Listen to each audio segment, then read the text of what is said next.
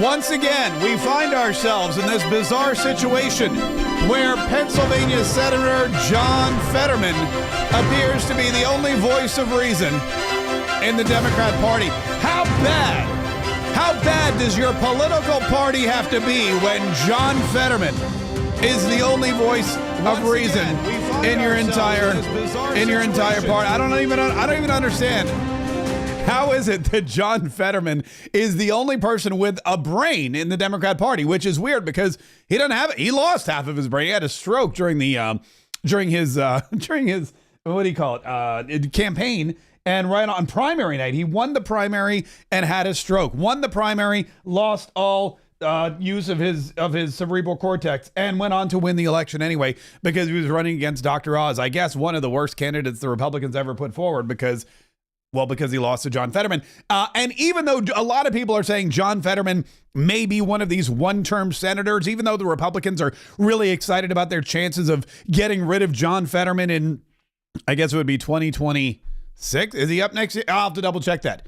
Yeah, I think he's got a couple more years. But anyway, it doesn't matter. They think that Pennsylvania is ripe for the picking when it comes to the John Fetterman era, and I believe that they're probably not too far off. I think that John Fetterman probably will not have a long-lasting relationship with the people in the Senate because not only do the Republicans think he's easy, low-hanging fruit to pick off the vine, but the Democrats don't like him either because he's always going against them. He's always saying, you know what, I like RFK Jr., you know what, I like Pete Hegseth, you know what, I think I'm going to vote against this government shutdown, the SCHUMER shutdown, if you will. And this SCHUMER shutdown, it really is bad for the Democrats. There was this really intelligent guy I was watching on television this morning, and he was talking about the SCHUMER shutdown. And what I heard this really intelligent guy say about the SCHUMER shutdown was, look, what's going to happen is if you look at what's going to happen, you're going to see that the government is going to basically be ground to a halt by the Democrats, and that is really going to destroy any and all chances that they have of recouping the Senate, the House of Representatives in the next election in 2026. And I don't know where this guy came from, but let me tell you, he was pretty on point. The Democrats have totally lost their way. Think about what's happened in the last couple of weeks. You had a censure of Al Green for screaming and yelling at the president during the State of the Union speech, quote unquote. Now you've got them cussing up a storm, and they're going to shut down the government. This is not a way to bring voters around to your side in 2026 for the midterms. And I really believe that if this government shuts down, or if they can't get the 8 cloture votes, then we're going to see the Republicans maintaining control of the House of Representatives in 2026, which a year ago, 2 years ago, would have been unheard of. That guy really knows his stuff, and good looking too. Well, anyway, a little plug for my appearance this morning on Newsmax. Listen, there is a lot going on. There is a lot going on with this shutdown, and the Democrats are doing their best. They're trying everything they can to put it off on Republicans, but there's really no way they can do that anymore. What we're realizing and what we're starting to see is that the Democrats have gone down this pathway of destruction, and there's no way for them to come out the other side. The fact of the matter that this thing cleared the House of Representatives, and the fact that you already have John Fetterman jumping on board, and the fact that they need 8 cloture votes. I think that's all it is. 8 cloture votes with Fetterman. It makes 9. Yeah, they only need 8 more votes to get this thing closed so that it goes to the majority vote, so that the government doesn't shut down. And Chuck Schumer, he talks a big game, but he's not going to let the government shut down. Not on his watch. He talks a big game, but he's not. He's been around Washington D.C. to know well enough that this will rest solely on the shoulders of the Democrat Party. Mr. President, the Democratic leader.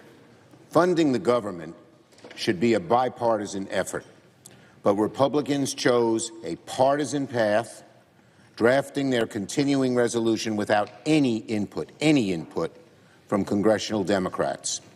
Because of that, Republicans do not have the votes in the Senate to invoke cloture on the House CR.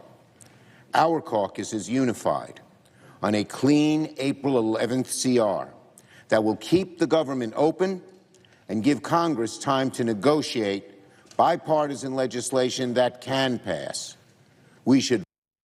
Yeah. And so he's saying, look, this is not the right thing at all. The Republicans, they did not involve us in the process. And so we are not going to vote on this. We will shut down the government. This was however, Chuck Schumer 6 months ago, when the Republicans were vowing to shut down the government. If the government shuts down, it will be average Americans who suffer most. A government shutdown means seniors who rely on Social Security could be thrown into chaos as the Social Security Administration limits certain services like benefit verifications or fixing errors in payments. Our veterans could see regional VA offices shut down and support services put on halt. Some of our military service members could be forced to work without pay. Families who benefit from WIC and other nutrition programs could see benefits halted. Yeah. And so that was Chuck Schumer just 6 months ago talking about how horrible a government shutdown would actually be. Now, all of a sudden, the government shutdown is just something that the Republicans had coming. An interesting point was brought up this morning, again, when I was on Newsmax, how this government shutdown is basically handing Elon Musk and Donald Trump a list of non-essential government agencies. Think about this. If you shut down the government, if the Democrats don't vote to keep for the CR, and if they don't vote to keep the government afloat, then what's going to happen is all of the non-essential employees will stop getting paid. The essential employees will still come to work. You're going to have the military. We're not going to defund the military. I mean, we need to make sure that we're safe from all of these foreign threats. You're going to have, other essential workers. I'm sure there'll be some IRS agents that are still trying to figure out who's getting taxes or who's paying taxes or who's not paying their taxes or whatever it is. And then, of course, you're going to have, the post office and whatnot. But the fact of the matter is, the government shutdown is going to shine a big, bright spotlight on all of the people who are non-essential. If you don't need to pay them for a while, well, then why pay them ever? And that means that Elon Musk is good and Doge can just come on right in, and the Democrat shutdown, the Schumer shutdown, will allow him to realize all of this waste and fraud and abuse that maybe he didn't even find yet. It's really what the Democrats are doing is they are trying to they are going to they're going to be in a real pickle, because what's going to happen is they're going to come forward if they shut down the government and basically show Elon Musk and the American people, all of the people who are non-essential in the government. And that is something that they've been arguing against. They've basically been arguing that everybody is essential. And John Fetterman, John Fetterman is the one guy who's talking any sense, and that guy doesn't make any sense. However, Pennsylvania's John Fetterman is one Democrat who would vote with the GOP to avoid a shutdown. If we do no and vote to close it, to claim that to protect the government, that's, I've described it. It's like, burning down the village to save it. House. Yeah, that makes so much sense. It's, it's like, burning down the village to save it. If we do no and vote to close it, to claim that to protect the government, that's, I've described it. It's like, burning down the village to save it. That, ladies and gentlemen, right there is the most intelligent person in the Democrat Party. That's why these people have so many problems. That's probably why the rest of them are just cussing all the time. You got a handful of people who can't even think straight. They just record the same video over and over again. You got a handful of people who are totally inept, and then you've got a bunch of other people who are all devoid of ideas. And that's the party moving into the 2026 election. They're really, who's going to be running for president on the Democrat ticket in 2028? We just found out that Pete Buttigieg, who we thought was going to run for senator in Michigan, is no longer doing that. He's declared he won't be, which means he's going to be probably running for. He looks like he's going to be running probably for the presidency in 2028, and that means that right now. Here are the contenders. Here's who's on the ticket, potentially, for the Democrats in 2028. All right. If there's a primary, which there will be, when the primary begins, here's who we think is going to be in there. Kamala Harris, Tampon Tim Walz, new podcaster Gavin Newsom, and Pete Buttigieg. You want to talk about, man, that is a circus that I am all about. Buy me a ticket and put me in the front row. Get me some peanuts and popcorn. I will be watching every single minute of that political primary.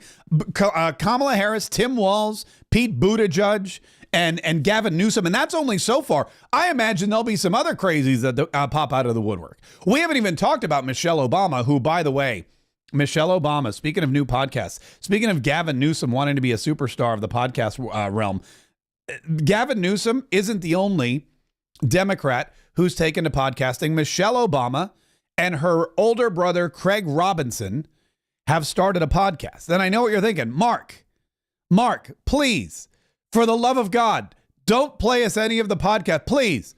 We don't want to hear her. Him, her. We don't want to hear it. Talk. But I'm sorry, but it is news. This is Michelle Obama's brand new podcast called IMO, which stands for In My Opinion. Notice it's not IMHO, which is in my humble opinion. It's IMO, which is in my opinion, because she ain't humble.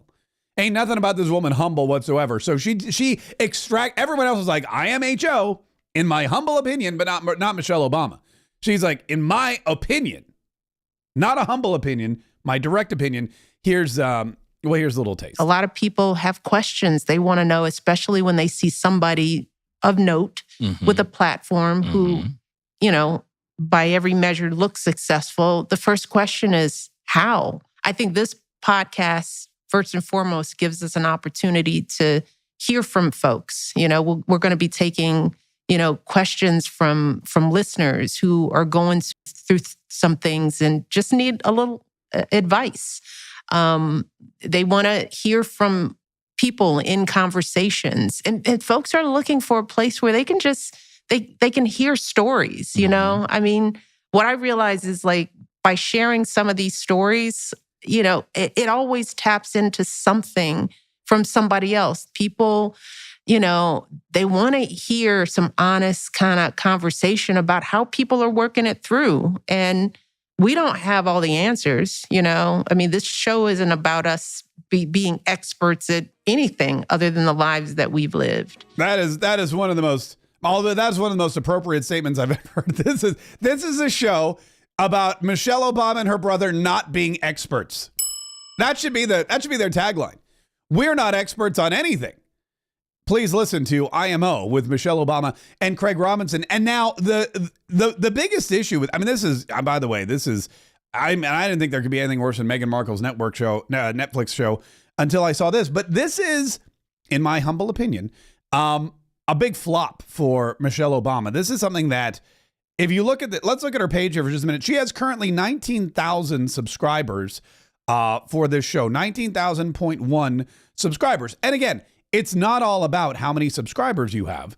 It's about how many views you get. Well, an hour ago, she got 884 views on, I guess, Beets and Hot Dogs, which is, I guess, she released a new episode, Beets and Hot Dogs. Not Beets, like, not that, like Beets, like Dwight Schrute from Schrute Farms. Beets and Hot Dogs is this episode, and I'm not really sure. In my opinion, What? a hot dog is not a sandwich. Okay, so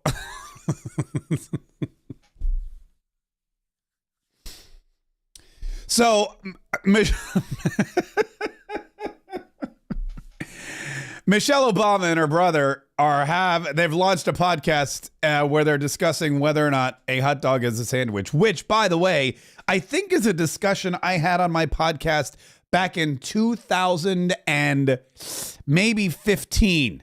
I have to go back to the archives. In my opinion, What? a hot dog is not a sandwich. And this is a guy who clearly knows about sandwiches. And people have been trying to What is it convince called? me It's just a that hot dog? it is a hot dog. It's its own category? It's its own category. Is a hamburger a sandwich? A hamburger can be a sandwich.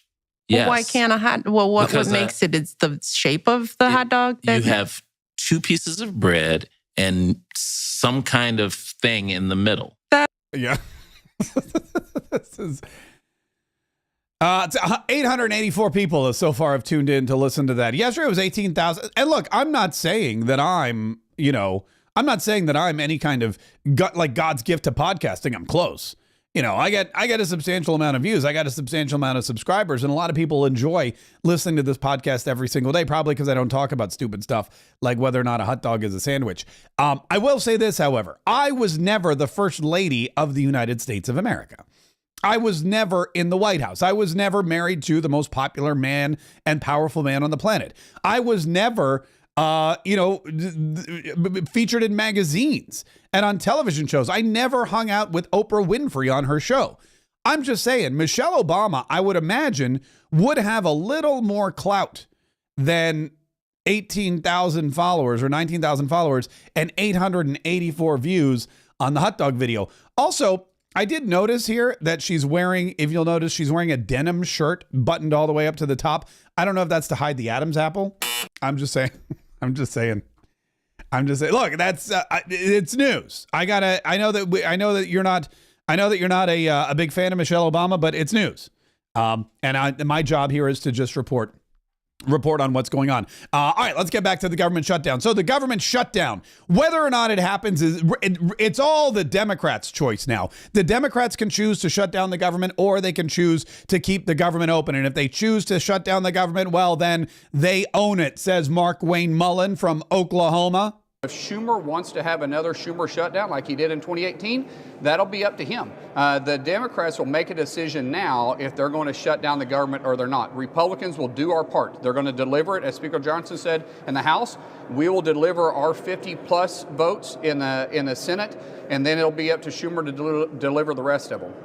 Yeah, and that is basically what it comes down to. The Republicans, sure, you're going to have a Rand Paul here and there who might jump ship, but at the end of the day, we have 3 votes to lose. In fact, 4, if you think about J.D. Vance being the tie-breaking vote. Well, I guess 3 votes then to lose. But basically what we've got now is we've got a situation where this is the Democrats. They need a majority for cloture. Not a majority. I'm sorry. They need the 60 votes for cloture. And then after that, it's a simple majority to keep it going open, keep the government open. So in the end, Chuck Schumer may allow the cloture vote to happen and then just have everyone rally around a no vote for the actual CR. But it's going to be really interesting to see how they play this. No way can they play this to make it seem like it's a win. Could they filibuster? Sure. But just like Chuck Schumer's comments about how awful government shutdowns are, remember when the Democrats thought that the filibuster was also the worst thing in the world. Abolish the filibuster. Abolish the filibuster. We must abolish the filibuster. The filibuster is a vestige of the Jim Crow days, and so we need to move on. I believe we should abolish the filibuster.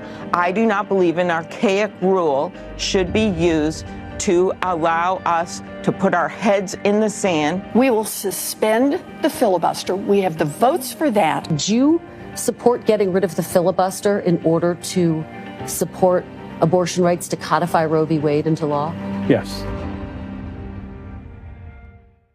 Yeah, see, so when it's codifying Roe v. Wade into law, they can filibuster all they want. But when it's keeping the government open, they're going to be like, well, I know what we said back then, but that was back when the Republicans were doing evil things.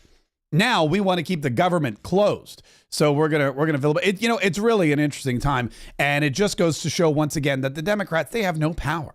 They have no clue. They have no idea what's going on, and they have no future. Because once again, this is the smartest guy in their party. If we do no and vote to close it, to claim that to protect the government, that's, I've described it. It's like, burning down the village to save it.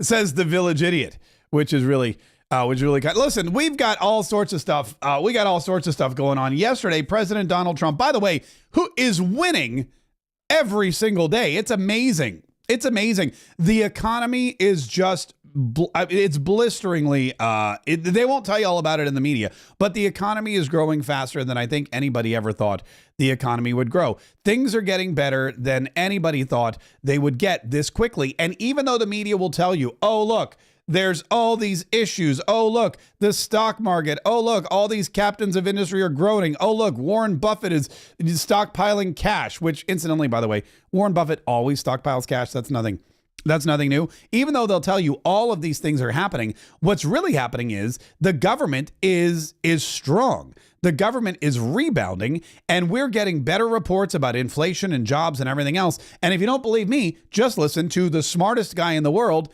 Kevin Hassett. I think that the economic news that we've been seeing is really wonderful. It's way above expectation of economists. If you go back to the jobs numbers last week, where we had a big positive surprise, 10,000 manufacturing jobs, 9,000 auto jobs, and then you see the inflation number today, the lowest core inflation in 4 years, you could see that President Trump's policies are working, and they're working already.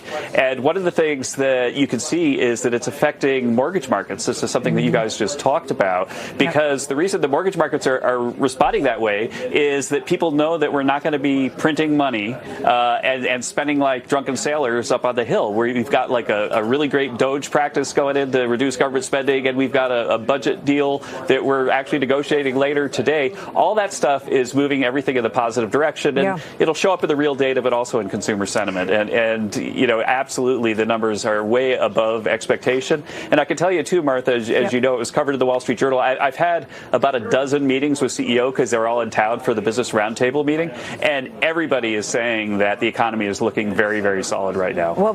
Yeah, and everybody's saying that the economy did. I love the way he's very Sherman and Peabody, but he's also a brilliant guy and a brilliant economist, and saying, look, everything, it's not just, but you know, it's not just Donald. And I know people are like, well, of course, Donald Trump's advisors are going to say that. Of course, Donald Trump's cabinet members are going to say that, but it's not just it's the liberal news networks as well. On a headline, expecting up 0.3, up 0, goose egg, unched. Boy, that is progress. We haven't had a number that low. Well, we equaled it in July of last year when we had another 0. To find a lower number, you're back to October of 23 at minus 0.4. Strip out the all-important food and energy, down 1/10. Down 1/10. That's 0.4 lower than expectations. Down 1/10 also equals July of last year. Find a lower number, you're going back to COVID times, April of 2020.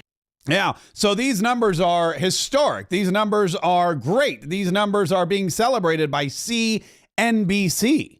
These numbers are unlike we've seen in years, and all of these numbers are a result of Donald J. Trump's economic policies. This administration is wholeheartedly focused every single day on driving down costs for the American people through massive deregulatory efforts and, of course, by unleashing American energy dominance, which we know will end the inflation nightmare created by the previous administration. And this CPI report today is welcome news, and it's not what the so-called experts or the mainstream media predicted. They continue to cast doubt on President Trump and his economic agenda, even though he has a proven record of it working in his first term. And if you look at that report today, inflation has gone down. The core inflation index is actually the lowest it's been in 4 years. Gas prices have fallen. Airline fares have fallen. And also today, we saw 2 massive companies announce new investments in manufacturing in the United States of America.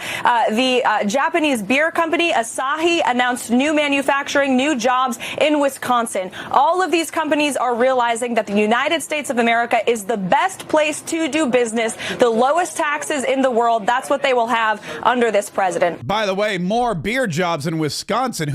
I didn't know they could have any more beer jobs in Wisconsin. I was in Milwaukee. Everyone there was working in the beer industry. Everywhere you turn, it was Pabst this and Schlitz that and Miller this, and it was just, I'm not complaining. It was amazing. In fact, I remember going to the Pabst brewery because my Airbnb was right across from the Pabst brewery.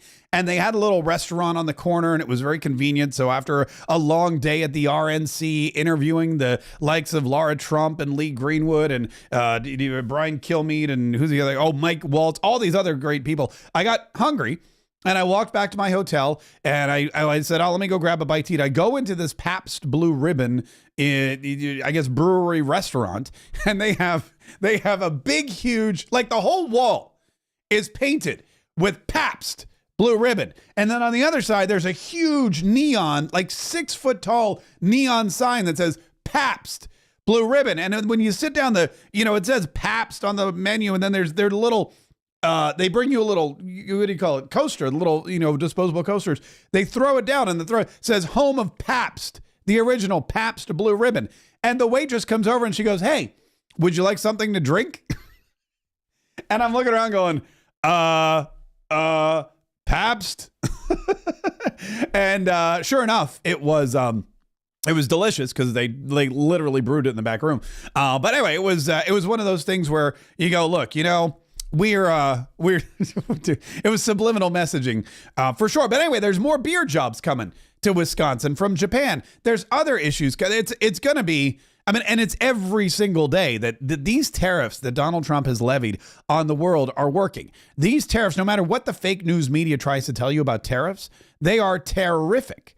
And they are terrific for our economy. And Donald Trump adjusting on the fly does not make him a bad president or a bad leader or inconsistent. NBC, Donald Trump really shoved it to NBC at the Oval Office yesterday. They were having a meeting. They were celebrating St. Patrick's Day with the Prime Minister of Ireland, and they had J.D. Vance wore his shamrock socks and all those scary things. And they're sitting there.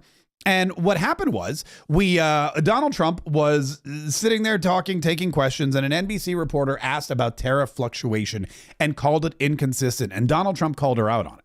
Tariffs, there's been a lot of on and off, some inconsistency. There's no inconsistency, only with NBC, which is one of the worst networks on television, by the way. Let me just tell you the inconsistency. It was your home for a long time. I have the right to adjust.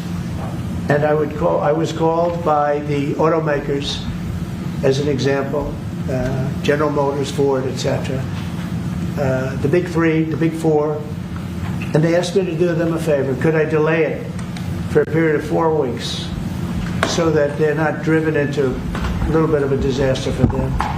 They actually love what I'm doing, but they had a problem. And I'm not like a block that just, I won't delay.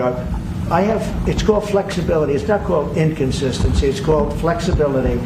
Well, may I ask you another way then, sir? Is flexibility going to be your ongoing view towards Sure, I'll always have flexibility. But there will be very little flexibility once we start. April 2nd is going to be a very big day for the United States of America. The United States of America is going to take back a lot of what was stolen from it by other countries and by, frankly, incompetent U.S. leadership. Grossly incompetent. I gave you an example of Ireland. I would have never let that happen. Impossible for that to have happened. But we're going to take back our wealth, and we're going to take back a lot of the companies that left are coming back. If you haven't read, we have the biggest computer chip company ever, has virtually all of the market. I didn't call them, they called me. And by the way, Donald Trump has no problem calling out Ireland in front of the Prime Minister of Ireland, which was one of my favorite things. Look, Donald Trump he's a nice guy and he's got friends and he'll be friendly. But if you do something or if you take advantage of someone, he'll call you out to your face. And that one of the Irish reporters actually asked him about it because he mentioned there what happened with Ireland should have never happened. The Prime Minister of Ireland sitting next to Donald Trump and he's saying, you never should have been able to take our jobs. You never should have been able to take all of our manufacturing and lower your corporate income taxes so that all of our industries would flee to your green pastures and your Blarney Stones and whatever else. And a reporter said, wait, are you blaming Ireland? Donald Trump said, yeah, they took full advantage of us. The EU was set up in order to take advantage of the United States. Including Ireland? Is Ireland taking advantage of the US? Of course they are. I can't, I have great respect for Ireland and what they did. And they should have done just what they did. But the United States shouldn't have let it happen. We had stupid leaders. We had leaders that didn't have a clue. Or let's say they weren't business people, but they didn't have a clue what was happening. And all of a sudden, Ireland has, our pharmaceutical companies and other. This beautiful island of 5 million people. It's got the entire U.S. pharmaceutical industry in its grasp. And, you mentioned housing and you mentioned other things. I have property in Ireland, as you know, and I love it. It does great. But I'd like to see the United States not have been so stupid for so many years, not just with Ireland, with everybody. I love that Donald Trump never misses an opportunity to plug one of his golf courses. I love that he's like, you know what? Ireland took full advantage of us. I love Ireland. There's a Trump golf course in Ireland, and it's doing great. And you can reserve a tee time right now. Just call 011 is the international. It doesn't matter. But the fact of the matter is that Donald Trump's like, look, these people were.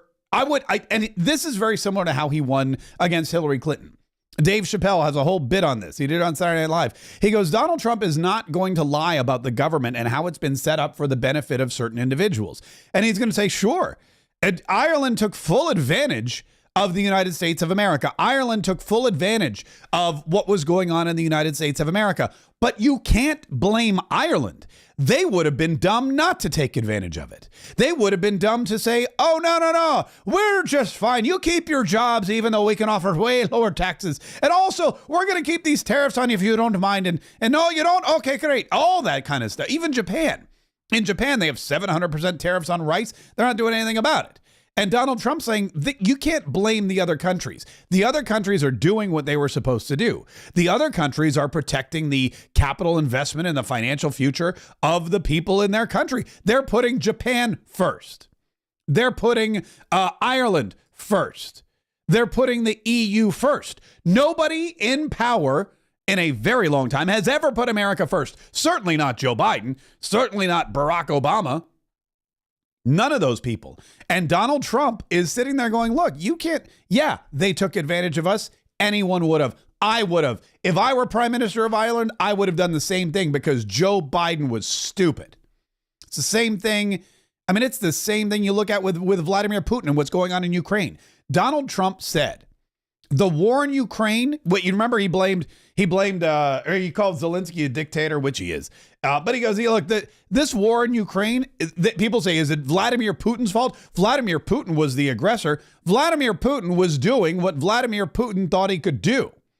Vladimir Putin, nobody has ever said Vladimir Putin's going to win the Nobel Peace Prize. Nobody's ever said Vladimir Putin was the best leader and a saint and part of this one world order. Vladimir Putin, we've known from day one, former KGB agent Vladimir Putin, who becomes president of Russia, who mysteriously sees all of his political adversaries and rivals plummet out of 8-story windows or 20-story windows, or just happen to fall off of yachts in the Baltic Sea. All of these things that happen to Vladimir Putin is not a nice guy.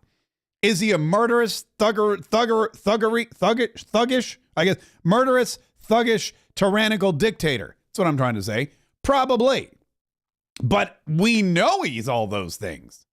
We know that if Vladimir Putin sees a window, he's going to smash right through it with a full battalion of tanks and soldiers and helicopters, and if he needs to, nuclear weapons and drones and everything else. You can't give this guy an opening because you know he's going to take it. So Donald Trump blames Joe Biden and says Joe Biden weakened the United States of America. The Afghanistan withdrawal was horrible. The Afghanistan withdrawal gave the green light to Vladimir Putin to run right over Ukraine and do what we always knew he wanted to do, and that was reunite the USSR. He wanted all of those other states that were divvied up and became their own nations. He wants them all back under his umbrella. He wants power like he hasn't seen in decades. He doesn't like that Russia is its separate entity, that Ukraine and Georgia and Crimea and Belarus and all these other countries were able to become free and independent states after the fall of the USSR. And if he has anything to say or do about it, he's going to make sure that they all come back together. In Ireland, it was the same way. They're like, hey, there's an economic advantage to Joe Biden's idiocy. Let's take full advantage of it and make Ireland great again. I don't think Ireland was ever not great. I mean, they've got like Guinness and Jameson's and corned beef and cabbage. I mean, come on. Yes, I know they have civil war. They're very liberal. Now they have Rosie O'Donnell. So it's not all sunshine and roses and pots of gold. But, you know, there's pros and cons. There's pros and cons to any country. And needless to say, Donald Trump was like, look, we've got a great relationship. And this guy, they played the bagpipes. He got a bowl of shamrocks. Time-honored tradition. I'm going to present a bowl of shamrock to President Trump. Yeah, and then he picks up this big silver. It's literally a bowl of shamrock, which is like, That's the gift. He's like, here, now a time-honored tradition. I'm gonna present a bowl of shamrock to President Trump. And he picks up a bowl of shamrock. And he goes, here you go. Here you go, President. Here's your bowl of shamrock. And then, of course, my favorite part. I mean, you can't have a visit from Ireland without some bagpipe music. Am I right?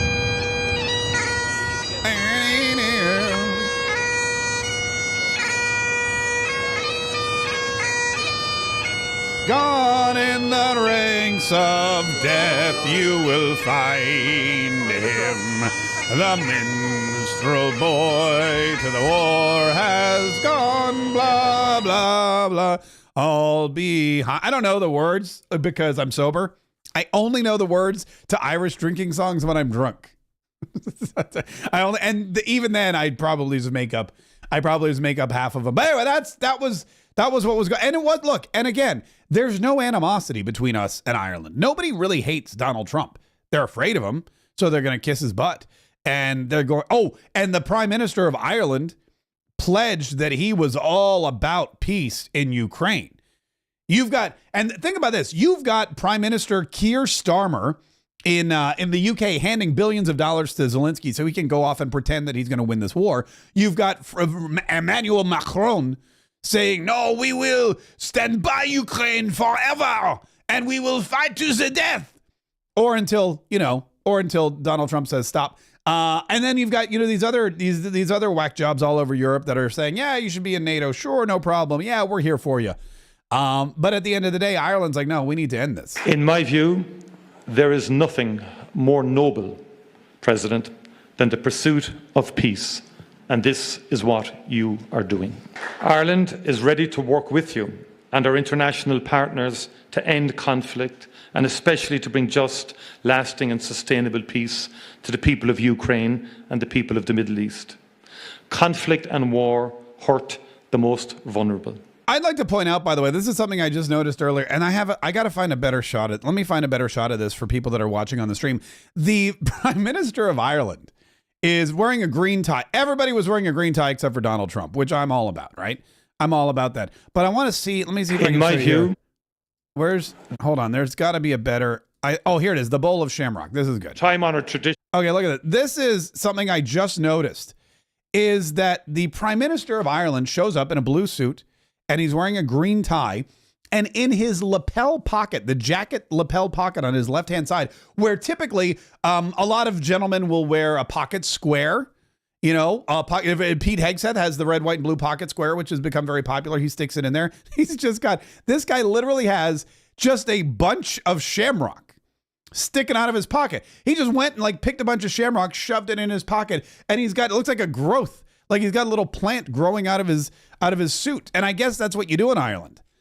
I guess you just, you don't have pocket squares. I think you just, I need something to liven up me suit. Give it a little something, so there's missing some. I don't want a pocket square. Pocket squares is boring. Hey, you know what? Let me go pick up a bunch of shamrocks. Just shove them down in there. Walking around with these weeds hanging. I don't know why, but that just tickled me. It just made me laugh. Just made me giggle. Probably because I'm a pretty immature person.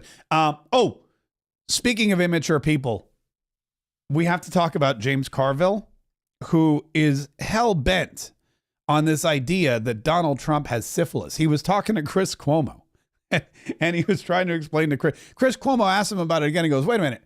Tell me again why you think that Donald Trump has syphilis. And of course, James Carville, the raging, totally insane Cajun, was happy to oblige. What are you going for here with the, I'm worried that Trump has syphilis? By the way, I have to say, again, you know what? I'm not going to complain about Chris Cuomo now. This segment is designed to complain about and make fun of the raging Cajun James Carville. So I will hold my complaints and comments about Chris Cuomo in his long sleeve teal t-shirt in front of his silver YouTube button for another day.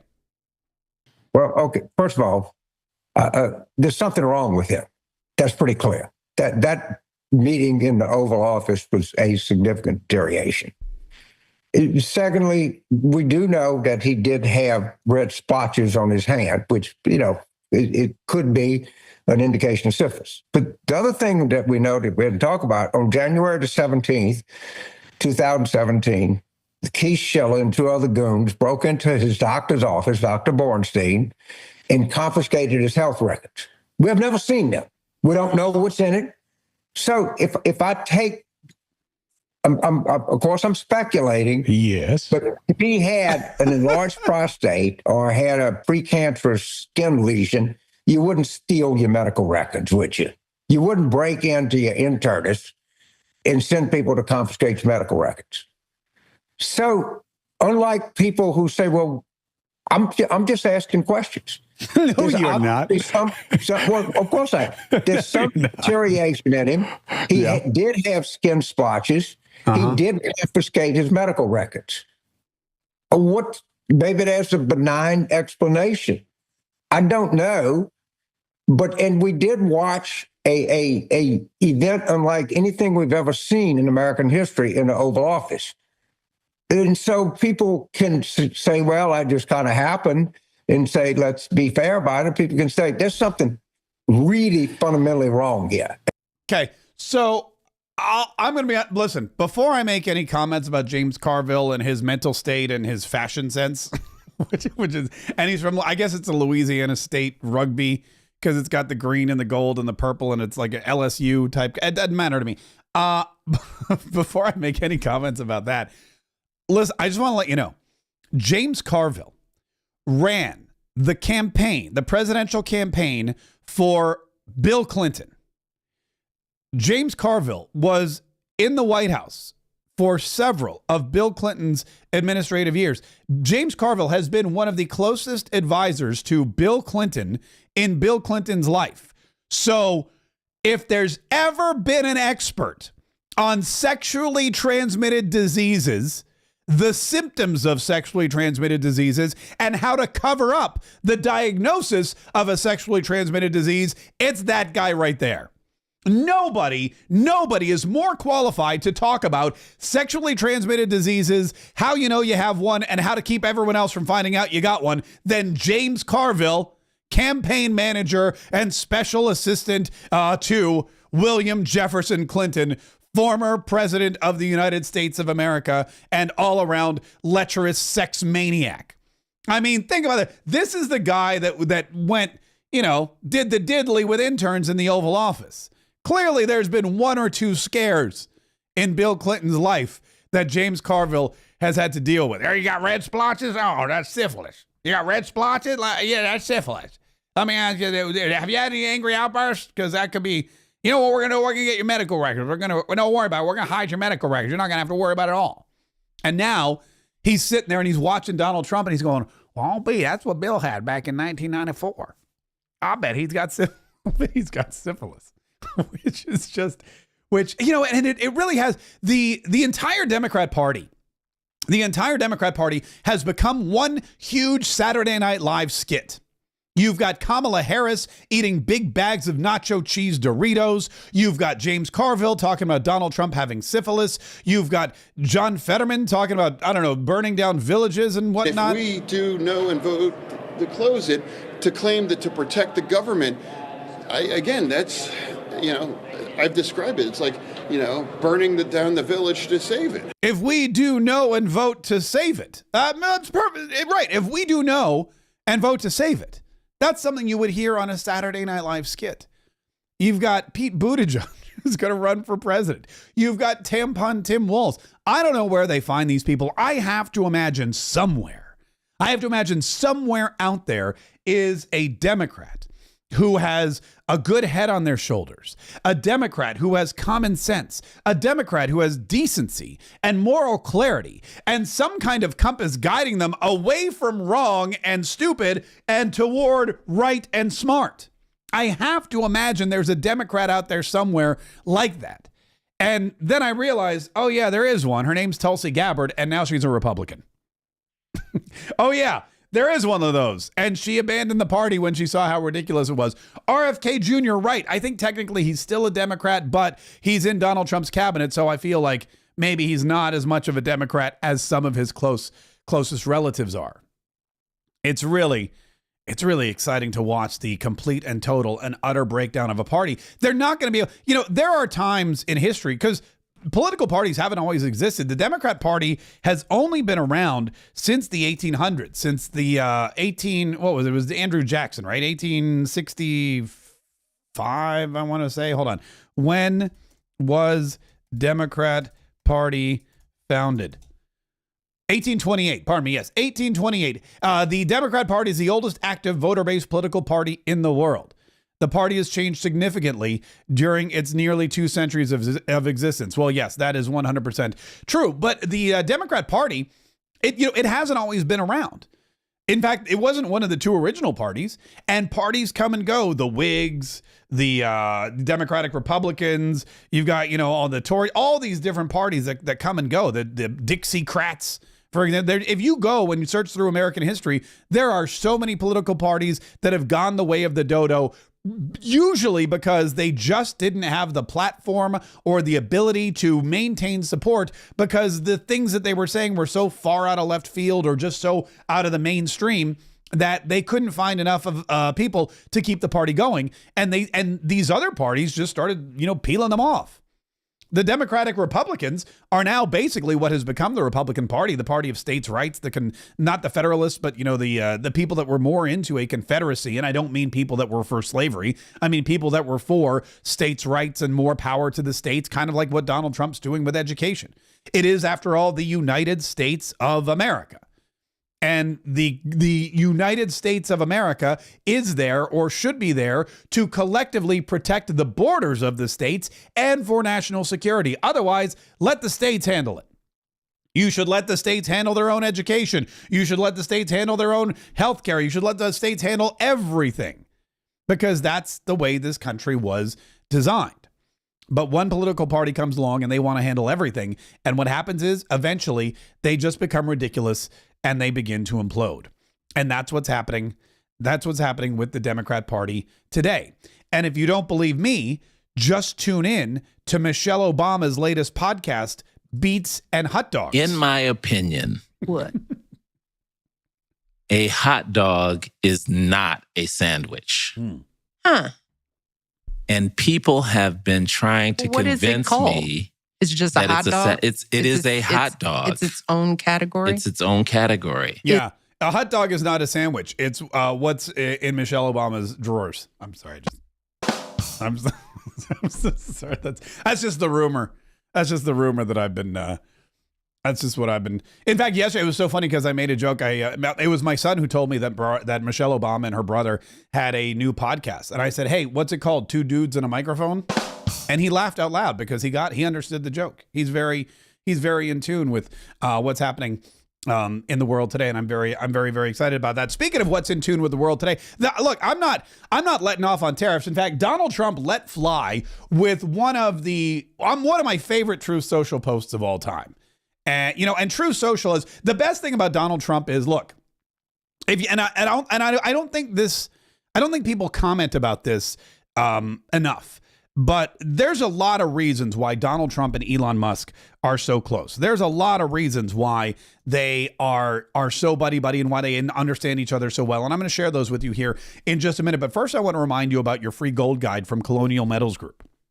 Colonial Metals Group is offering all Mark Kaye Saves the Republic listeners a free gold guide so that you can make your savings bulletproof. And even though the economy is rebounding and everything's doing really well, you see the volatility in the stock market. You heard Kevin Hassett say we're not going to print money anymore, but there's still volatility and de-dollarization going on. And so what this free gold guide does is it shows you how to protect and grow your IRA with a gold IRA.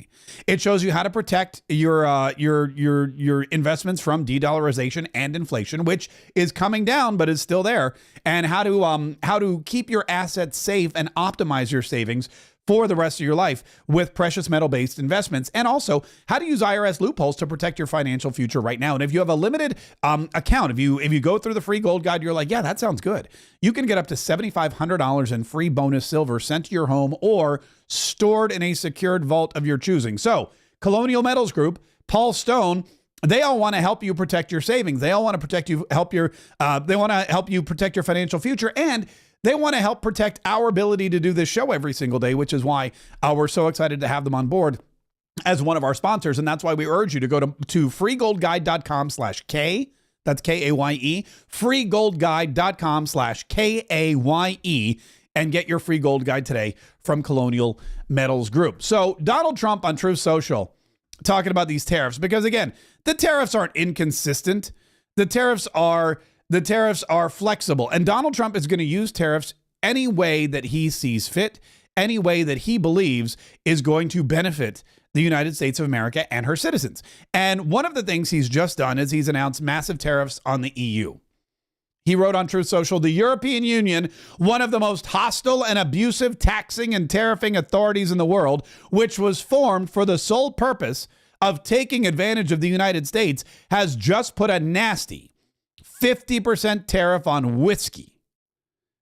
If this tariff is not removed immediately, the U.S. will shortly place a 200% tariff on all wines, champagnes, and alcoholic products coming out of France and other EU represented countries. This will be great for the wine and champagne business in the U.S. Now, I have to imagine that the EU didn't think Donald Trump was just going to sit around and let them tariff our whiskey to the tune of 50%. I have to imagine that the EU was not, I mean, you got what, Macron, you got what's the chick from Italy, you've got the other guy from Germany now. I have to imagine these people didn't think Donald Trump was just going to go, wow, 50% tariff on whiskey, good for them. No. Donald Trump is placing a 200%. I mean, you want to talk about up in the ante. They go 50, Donald Trump goes 200. He's all in, buddy. 200% tariff on all wines, champagnes, and alcoholic products coming out of France and other EU represented countries. That includes Italy. That includes Spain, I believe Portugal, Austria, Germany, and they are all wine producing countries. Think about all the wine that's made across Europe. France being the number one wine producing country in the world, but you've also got Spain and Italy and Germany, and Austria makes some kind of Riesling, very, very, very, sweet, delicious white German and Austrian wines. You've got beer coming out of Germany, not much anymore because it's all been bought up by InBev. But that's exactly what Donald Trump's like, look, we don't care. We have wine here in the United States of America. If you want champagne, fine. It's not technically called champagne because technically champagne comes from Champagne, France, but they have some very lovely and delicious sparkling wines from California. It's about the only good thing coming out of California. If you're like, oh, I got to get my Bordeaux, don't worry. We have beautiful Cabernets coming out of California and Oregon and other states. Washington has wineries, mostly on the West Coast, unfortunately. But the wine in the United States is amazing. And usually it is second to the French wines only because the French wines have dominance. However, if these tariffs fall into place, maybe nobody will be going to the wine store and picking up Veuve Clicquot for $1,000. Dom Perignon, it's already really expensive. Do you think that with a 200% markup, people are going to be jumping for joy to go celebrate? You know what? I was going to get some Dom Perignon to celebrate my wife and I's anniversary, but it was $4,000 a bottle because they placed a 50% tax on our whiskey. So instead, I got this lovely cupcake rosé. It's just as good, probably better, and it was $24. That's a bargain. And the wine growers this is the thing, people in the United States of America that actually do these jobs, the wine growers in California, the people that own these vineyards, the people that hire all these people, the bottlers, the distributors, the wines, everybody who makes a buck off of wine in California and in the United States of America, they're not going to hate this. They're not going to be like, no, we want more competition. No. Gavin Newsom is going to have to look at this thing and go, oh my God, Donald Trump just gave an injection to the California wine industry. How do I compete with that? Maybe what's going to happen is they're going to have to put, that's the next thing. What's going to happen is Gavin Newsom's going to have Donald Trump on his podcast because that's the next logical step. I had Charlie Kirk. Now I have to have Donald Trump. Speaking of Charlie Kirk, CNN was talking about this, and this conversation about Charlie Kirk going on to Gavin Newsom's podcast was really, by the way, successful not because of Gavin Newsom, but because of Charlie Kirk. Really lit a fire at CNN, and they were like, look, this just goes to prove once again that the Democrat Party has totally lost their way. And look, is it wrong to talk to people I don't who think disagree it's wrong. with you? I don't think it's wrong. And with Kirk, he talked about how his younger son is a big fan. I mean, the reality is Democrats really need to have some introspection here. Why did they lose this election? They seemingly still don't understand why. They don't get why a slew of younger men, younger people, people of color have moved more to the right than, hell, as long as I've been a Republican, I can't ever remember some of the numbers that we've seen in this most recent election. So if you're a Democrat talking to the people who are partially responsible for this new movement and understanding the how and the why, I think is tactically smart. Oh, look at that. Tactically smart Democrat Gavin Newsom is, and you know what? Not far off. Look, here are his guests. Let me put this. There we go. He had Charlie Kirk, who they, by the way, Charlie Kirk is listed on CNN's broadcast as right-wing podcaster, not founder of TPUSA, not political expert, not conservative podcaster and radio host. No, right-wing podcaster. Michael Savage, I didn't even know is on Gavin Newsom's podcasts. Which I would listen to that. Michael Savage, just that guy. You want to talk about somebody who's just mesmerizing. Michael Savage is the guy, conservative radio host. Steve Bannon, former Trump White House chief strategist, is going to be on Gavin Newsom's podcast. Clearly, Gavin Newsom has something up his sleeve. Clearly, Gavin Newsom knows that the country is moving to the right. He sees what's going on. He saw that Kamala Harris, his fellow communist Californian, he saw that Kamala Harris lost worse than Biden did. Didn't outperform Joe Biden in a single county in the United States of America. 80% of the counties in this country went further to the right than they ever have before. Donald Trump winning the popular vote by more votes than any Republican has gotten in over 40 years, winning the electoral vote, and of course, sweeping all 7 of the swing states. Donald Trump decimating Kamala Harris and the Republican Party. Not to mention, you've got the Senate, which is firmly in the grasp of the Republicans, and you've also got the House of Representatives, which is with a slim majority, and the way the Democrats are acting, like I said, probably going to remain in Republican control. And with the outbursts you have at the State of the Union address, with the pending SCHUMER shutdown, with all the cussing and swearing and stupidity, with this continued pressure campaign to keep men. I mean, this is the weirdest thing ever. I thought the men and women's sports issue was over, but the Democrats are going to destroy themselves fighting for the right of men to beat up women.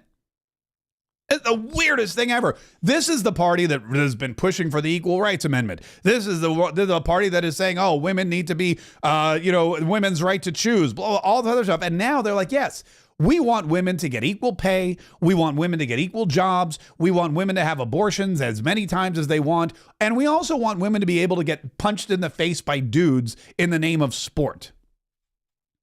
I mean, how do you reconcile that with yourself? They're lost. They're lost. They'll never be found. They're continuing down this path. And Gavin Newsom's like, I'm going to distance myself from these people. So how do you distance yourself from Democrats? You interview a bunch. You start hanging out with Republicans. Gavin Newsom is not an idiot. Smarmy B word. Yeah, he is. But he's not an idiot. He wants to run for president and he wants to win. And he knows that the only way that he could make himself even remotely palatable to Republicans, or probably centrists, moderates, undecideds, the only way he can do that is by placing himself next to the most prominent conservative figures in the world, having conversations with them, letting people see, hey, look, Gavin Newsom's laughing it up with Charlie Kirk, right-wing podcaster. Oh, he must not be that bad after all. Hey, look, Gavin Newsom's sitting down with Michael Savage, who is one of the most savage conservatives we've ever heard. He must not be that bad. Hey, look, Steve Bannon, who went to jail because the Democrats weaponized the government against him and Donald Trump and a bunch of other people, who served in prison for his conservative values. That guy is chumming around with Gavin Newsom on his podcast. If they like Gavin Newsom, maybe he's not that bad. Maybe he's not like the rest of those Democrats from California. No, he's way worse. Because he will sell out his party. He will sell his soul. He will sell out his ideals. He will do whatever it takes. He will put on whatever costume he needs to wear in order to be invited to the ball. And when he gets there, he's going to do whatever he can to win prom king or prom queen or prom they, whatever it is that the Democrats, I don't even know what the Democrats are. I don't know what their thing is these days. That's why he's doing this. He's making a run for it. And it's not a dumb thing to do. Kamala Harris has not made any moves away from her platform. She can't. She was Joe Biden's vice president. Tampon Tim Walz is doubling down on his idiocy. And Mayor Pete is still, as far as I know, Mayor Pete, which means they're way behind. So it'll be very interesting in 2028 to see who's going to take on the Republican candidate, whether it's J.D. Vance, which the smart money seems to be on these days, or somebody else. But just keep in mind, because Donald Trump's in his second term, 2028 is going to be another. It's going to be another battle with primaries on both sides, the Republican side and the Democrat side. And I, for one, am very, very, very excited about it. There's a couple more things I wanted to mention about Doge. Peter Navarro, who's a very close advisor to the president, came up with a really solid explanation of Doge, the disruption in the government jobs, or the removal, and I guess you would say basically the cutting of government jobs, and the growth of the economy, and how they go hand in hand, and how it benefits everybody. The jobs report last Friday, Will, was very interesting because it indicated a significant fall in government employment, but a significant rise in both private sector and manufacturing. Right. And then the last part of it, which is so important to President Trump, so important to this country, is to stop our trading partners from cheating us with higher tariffs, higher non-tariff barriers, and draining us of $1 trillion of wealth every year through a trade deficit. And so that is an adjustment will involve bringing back our manufacturing, our factories here. We lost 90,000 factories. NAFTA, WTO, NAFTA, SHAFTA, even the USMCA is not working for us now because Biden didn't enforce it. So this is where we're going. We're going to a world just like Reagan went from his inauguration to the middle of his term, where it was the Reagan miracle. This is going to be the Trump golden age of prosperity miracle, and it's much bigger than Ronald Reagan ever dreamed of or imagined, and it's going to be that much better. Salute to Ronald Reagan, but really salute to the commander-in-chief right now. Peter. Yeah, hold on. I got to get back to that in a minute. We have some breaking news. Breaking news. We're being told they are now making arrests here. We were bringing this to you live. People have stormed into Trump Tower protesting the arrest of Mahmoud Khalil, the Columbia University former graduate student, who has riled up so much of the anti-Semitism that we've seen, not just on Columbia, but other campuses as well. There is a big dispute going on right now between the Trump administration and Democrats and these supporters of Khalil's who say he has been unfairly detained. But what we're hearing from the administration is Khalil has been at the nexus of this anti-Semitism and the violent protests we've seen on some of these college campuses. You can think about the one building they took over at Columbia months ago and detained. They actually held a janitor hostage. We see the arrest now here at Trump Tower.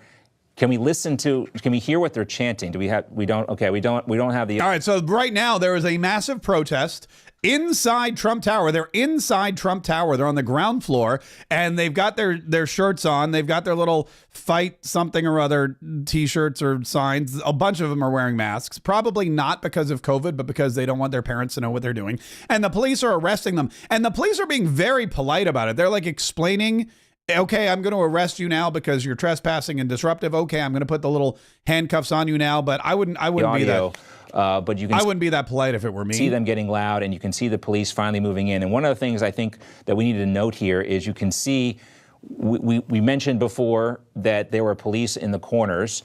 Now we see more police show up, overwhelming force. Let's listen in and see if we can hear what they're chanting.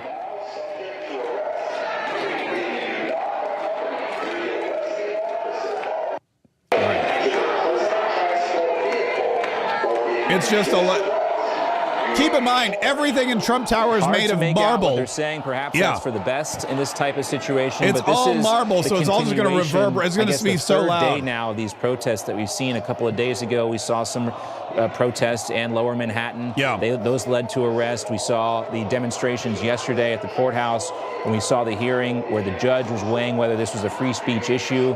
We saw Susan Sarandon there for that. Oh, Susan Sarandon was all right. So Mahmoud Khalil. I almost called him Khalil Muhammad. Mahmoud Khalil was one of the student protesters and organizers at Columbia University who is an anti-Semite, who is disruptive, who organized the students at Columbia University to barricade buildings and break windows and fight back against the tyranny of whatever. They were the Free Palestine crowd.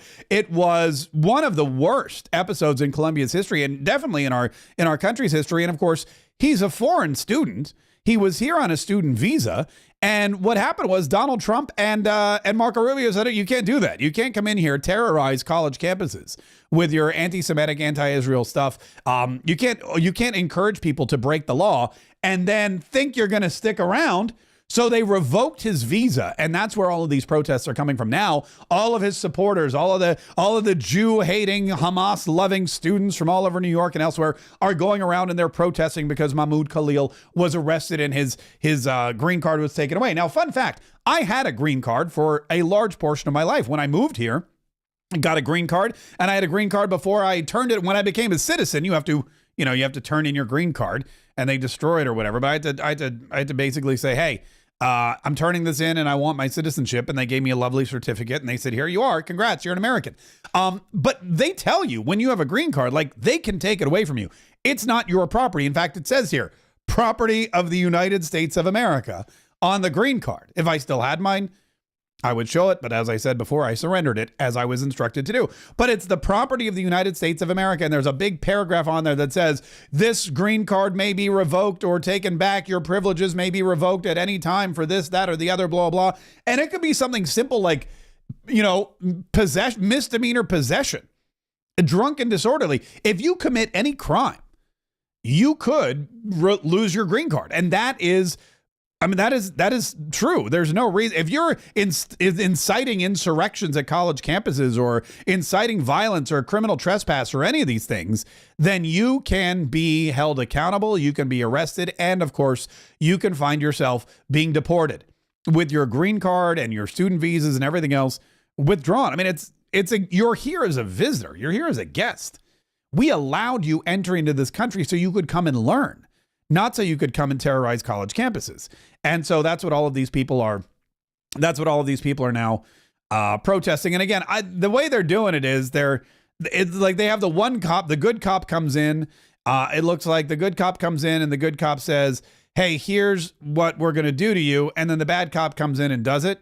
And basically it's just putting the drawstring, the zip ties on your arm because they have the zip tie handcuffs. But basically that's what's happening at Trump Tower right now. And I have to be honest with you, I'm a little shocked that the security at Trump Tower isn't a little bit better. I mean, it's the president of the United States and it's a building with his name on it, right? Like, shouldn't they not be able to even walk in the door? Who's securing this place?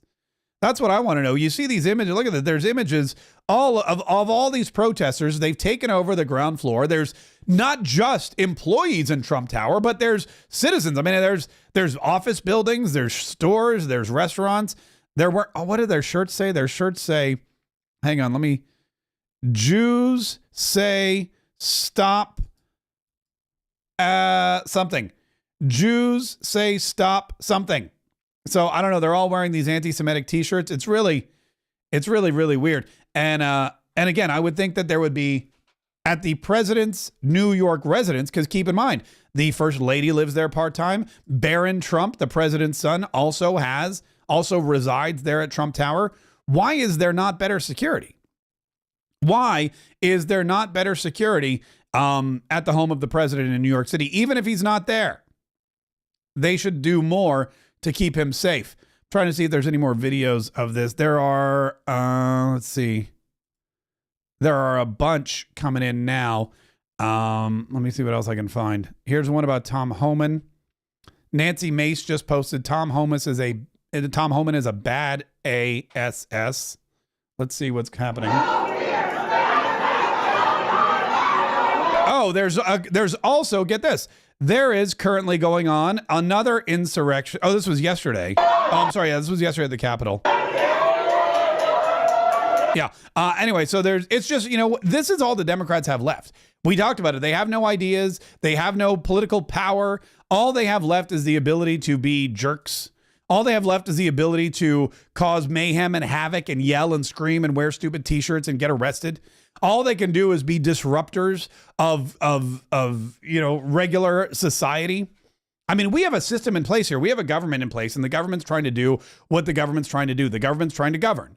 Donald Trump is trying to make America great again, and all the Democrats can do is sit in his lobby and chant, take over the Capitol building, whatever. All the things that they blamed Republicans for doing on January 6th, the Democrats are now doing, and the media and the left are cheering.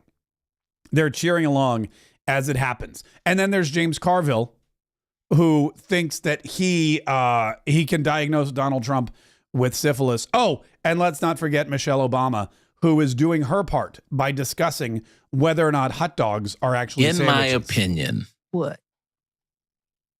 A hot dog is not a sandwich.